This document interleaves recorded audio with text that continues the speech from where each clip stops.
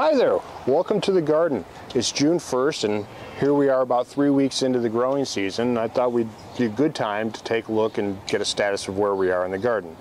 I'm David Offit, the Gastronomic Gardener. Welcome, let's take a look. Here are the pepper plants. I have them growing in these grow boxes, which I've used now for this will be the third year. They work really well for peppers. I've had mixed result with tomatoes. I'm going to try them again for tomatoes. But despite all the advertisement that says, oh, don't have to worry about watering your plants as much, you know, in the summer, on the hot days, I have to fill these reservoirs every day. The garlic is growing very strongly. I planted it last autumn and it seems to be doing extremely well. In the back row that you can't see super well here, I've got some beans, and over in this corner we do have cucumbers because I'm running low on pickles and I need some more. This is my leek bed. Hopefully it'll be ready to harvest in about, I don't know, towards the end of the summer. I'm looking forward to it, having fresh leeks and fresh potatoes at the same time. Down here I've got a black tomato, which we'll take a closer look at in a moment. And then on the end is some cress. I've never grown cress before, but I'm hoping it's a nice addition to my salads. We'll see. This really is a black tomato, and you can see it. It is the cultivar Indigo Rose and was developed by the good folks over at the Oregon State University. This particular one is actually a grafted tomato plant, and I bought it primarily as a lark, and the nice lady at the garden center talked me into it, and we'll see. The reviews online about how it tastes are mixed.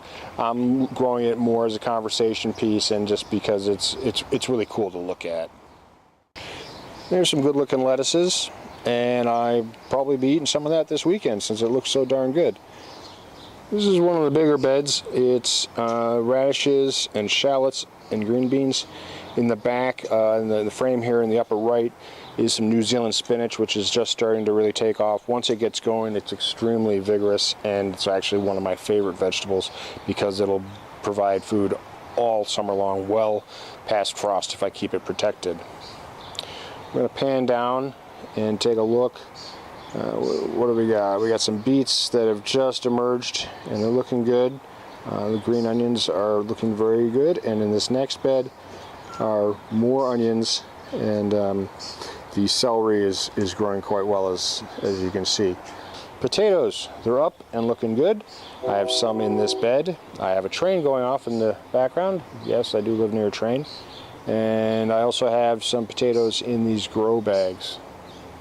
Additionally, well, you can't see them because they're just emerging on the other side of this divider, is some carrots, so they're just getting started as well. Let's swing around and take a look at how the brassicas are doing. The brassicas are all looking actually really good. I've kept them covered under row cover until this morning when I just uncovered them, and you can see that on the left-hand side here. But all in all, they look really healthy and happy. I do need to get in here and do some weeding, but it's really easy to weed in a raised bed garden, so I'm not that worried about it. It'll be a nice way to spend half an hour getting this garden cleaned up. It doesn't take much longer than that. I'm going to pan down, and I have tomatoes. These are my Romas that I use for sauce and salsa. I only have 5 plants, which is enough for me at this time. When I have more space, I'll definitely be growing more. And finally, in this long new bed this year, I've got herbs down on the far side, and you can see I've got some sage and some basil and some chives. And then as we come down to this side, you can see that we do have some other things. I've got some eggplants that I need to replacing. They got a little nipped by the cold, but that's not a big problem. It's still early enough in the season to take care of that. So there you have it, the June 1st update. I'm glad you joined us. If you have any questions or comments, feel free to email me at gastrogardener@gmail.com.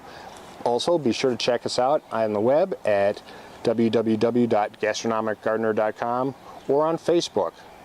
Until next time, keep digging and eat well.